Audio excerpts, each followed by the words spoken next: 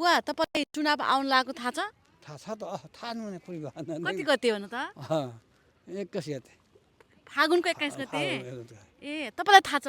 हजुर ए अम्मै कालीकोट भोट हाल्न जाने कि जाने? जाने जाने? हजुर किन किन जाने?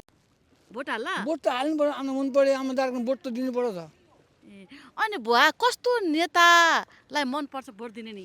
नेता अहिले सबै कुरा तपाईँले खोली के हेरौँ पुरानो ध्वंस नयाँ उद्घाटन गर्नुलाई भन्ने इच्छा छ अब के पढी आउँछ उहीँ गएर विचार होला आमा उहीँ अहिलेसम्म तपाईँले जतिचोटि भोट दिनुभयो नेताहरू जिते कति सन्तुष्टि हुन्छ नि? के सन्तोष जसो उसै छ केही नै नेपालका युवा त्यो भनेर विदेश आइगयो नेपाल बुढाबुढी गाउँमा मरेको फाल्ने मान्छे छैन गाउँतिर फाल्ने मान्छे छैन महिलाले कोही मरिगयो महिला फालिन्छन् केटा जति भनिगयो उवा जति बाइगयो पहिला पिँढीका मान्छेले हामीलाई धोका कच्छ पिँढी कच्छ यी कथालाई कस्तो भन्ने जस नेताले जितिसकेपछि अहिलेसम्म विकास गरेका छैनन् सबै युवाहरू विकास गरेको छैनौँ भनौँ भनेपछि तर हामी पहिला इन्डिया जाने महिला नि गाडी देख्दा चाहिँ अहिले त हुम्ला गाडी पुगे विकास त छ र भया जो भएन भया जस्तो भएन जस्तो भएन अब आमा अब तपाईँ पनि भोट हाल्ने हो कि न? हाल्ने अब अहिलेसम्म जति नेताले हाल्नुभयो अब कस्तो नेताले हाल्ने सोच छ? अब कुनै बेला भन्छौँ अहिले क्या भन्छौँ जस्तो नेताले जो नेता हाल्यौँ अब क्या भन्छौँ ए पहिला जुन पार्टीमा हाल्नुभयो त्यही पार्टीमा भोट हाल्ने?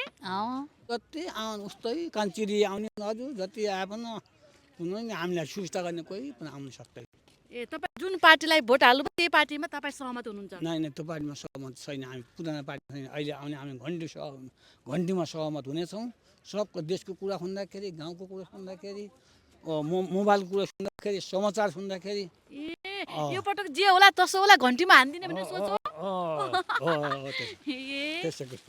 अनि घन्टीमा हानेपछि अब घन्टीले विकास गर्ला जस्तो लाग्छ कि अब जे होला 5 वर्षको लागि झ्याप्पै हान्दिने भन्ने लाग्छ? उनले हान्न भन्दा विकास गरिदिउँला भन्ने विकास गरिदिउँला भन्दा त विकास गर्नु पर्ने एकैको भए त सजिलो गर्ने चियर अधिराज्यभरिको विकास एकाले पनि कामबाडी एकै वर्ष छेउमा त कामबाडी बिहाइकन ल्याउनेहरू फाल्ने हो 5 वर्षमा हान्दिने हैन?